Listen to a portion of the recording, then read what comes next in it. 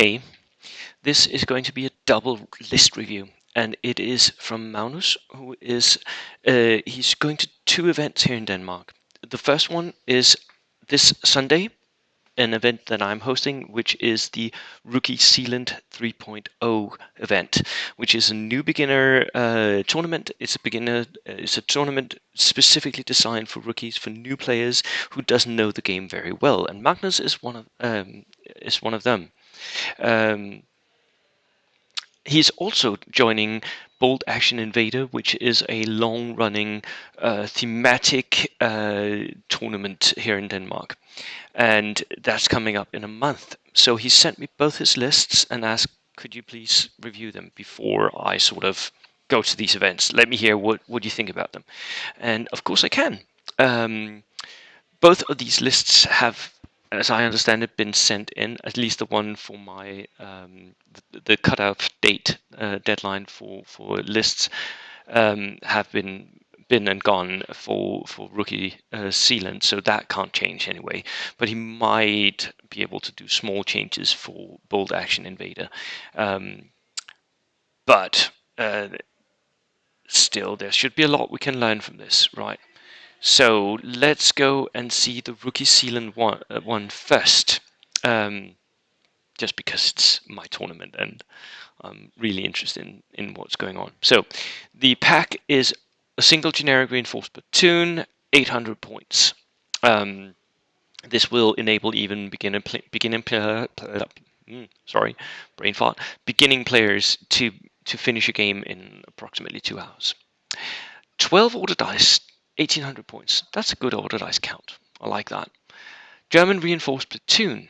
Nice. Rookie sealant.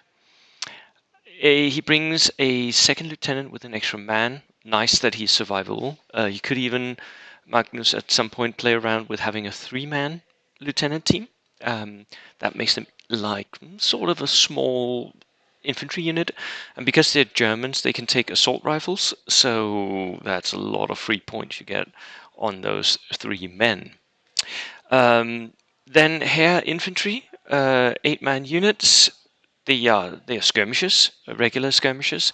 You could maybe cut them down to 7 men at some point if you want to. They don't need to be 8, but it's very nice to have a few extra bodies in the unit.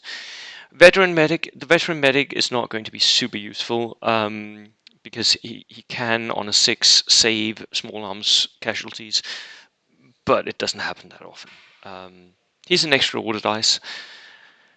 And more Heer infantry with rifles, lovely, lovely. And a Heer pioneer squad. Heer pioneers are really good. 6-man unit that also brings a lot of heft and veterans, so they're pretty survivable. They need some sort of transport though, so I'm hoping that you have a heavy field car, something to drive them in.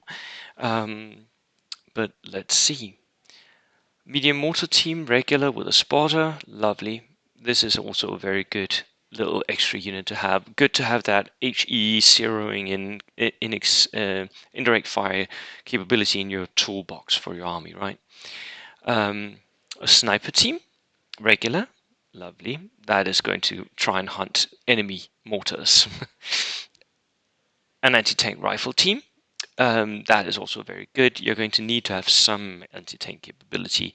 You could maybe take a Panzerschreck or maybe Panzerfausts for some of the infantry. I can't remember if Heer can take those. But an anti-tank rifle team does have a lot longer reach, so it can reach out and take something in the enemy's deployment zone. A 222, a very nice armored car. It has a light autocannon, coaxial MMG, recce. It is open-topped, which is the main drawback with the 222, but it is pretty good, and the light autocannon is very, very interesting.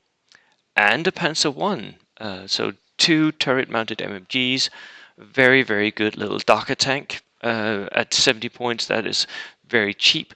So it's pretty good in 800 points to have 2 armored vehicles in your list, isn't it? Yes, I know they're 7+, but I don't expect to see a lot of anti-tank capability because I don't expect to see a lot of tanks. So they should be fairly survivable. And a truck for the pioneers. The truck is regular. It has 12-man capacity and a pintle-mounted MMG. So most of the time you can sit it in your deployment zone and just have it be an MMG that shoots out of your deployment zone. But since it's regular, you can put your lieutenant in with the pioneers and outflank them. That is also a very good trick. Lovely little list. Thank you so much, Magnus. Now, the second list that he's bringing to Bolt Action Invader is a 1260 point. What's the point limits for Bolt Action Invader? I don't know. I am not going myself, so I haven't read the pack. 13 order dice. It's a 1942 40 to 42 Commonwealth Infantry Brigade, so in a completely different direction here, with a first lieutenant regular with an extra man. Now, most of the time I'll tell you that first lieutenants are not worth it. Yes, they can do a better Snap 2, but not that great. Snap 2 is very situational.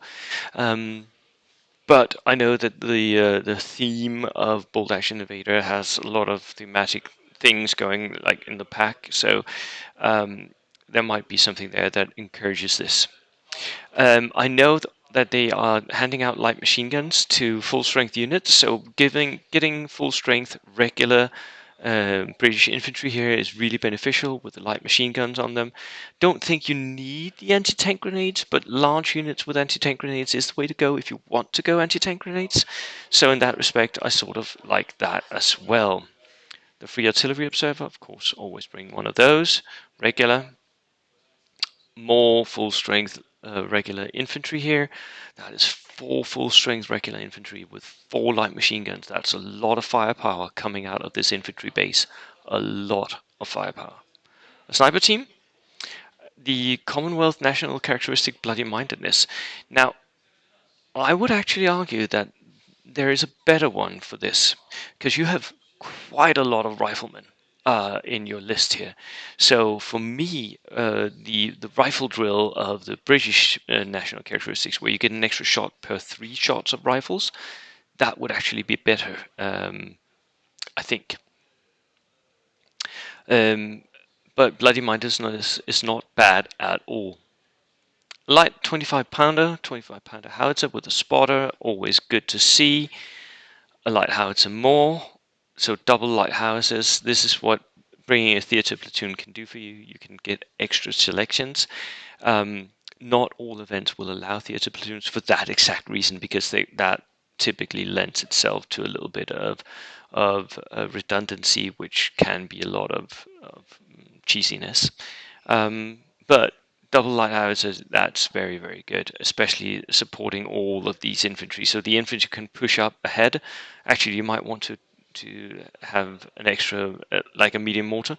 The infantry can push out in front, and then the howitzers can sit behind and do indirect fire. And that's why I think that a mortar might actually be beneficial to this list. Double infantry Matilda tanks. The Matildas are not great. They're 9+, slow, fairly expensive tanks. I think the cruisers are better. For me, I would want to get something, if you can, with a howitzer gun, because they can sit then in your own back line and play artillery. But they are pretty nice, and they can push a bit. And a 3-ton truck, 2 3-ton trucks with pintle-mounted MMGs. Not really needed for what you have here, unless there's some special rules that say you have to have some sort of transport. I don't think there is. I don't think you have anything that needs this transport. For me, I would rather get medium mortars for some of these points, just because it's way more beneficial for your army list. Right. Those were my comments. Magnus, I look forward to seeing you at Rookie Sealand, and good luck at Bolt Action Invader with this British list. Love myself some Brits. Right, see you all in the next video. Cheers.